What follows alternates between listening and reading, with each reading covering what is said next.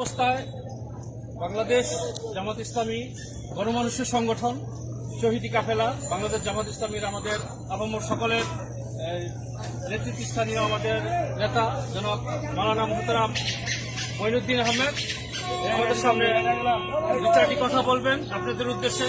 আজকে এই কাজগুলি আমাদের গভর্নমেন্টের করা উচিত ছিল, কিন্তু আমরা দেশের মানুষের পাশে দাঁড়িয়েছি। অতএব এই গভর্নমেন্ট যেহেতু পাশে দাঁড়াচ্ছে না, সুতরাং আমরা জনগণের পাশে আছি, সর্বক্ষণ থাকবো ইনশাআল্লাহ।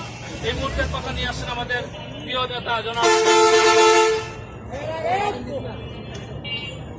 আসসালামু আলাইকুম ওয়া রাহমাতুল্লাহি ওয়া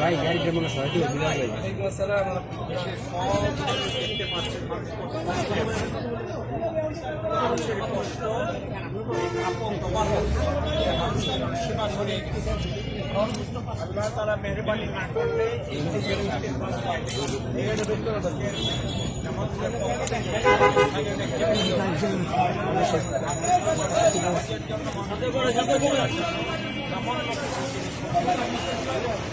দেশে বিদ্যমান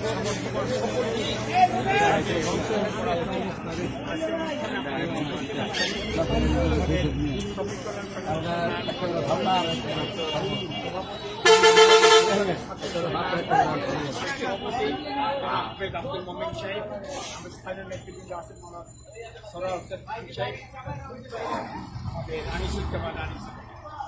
আমরা সামান্য কিছু আমাদের আপনাদের সাথে আমাদের একটু ভালোবাসা প্রকাশ করার জন্য আমাদেরকে নিজেদের গুণাখাতা মাফ করেন, সকল মানুষকে গুণাখাতা মানুষ যদি কোরআন আইন অনুযায়ী চলতে পারে তাহলে দেশে শান্তি আছে।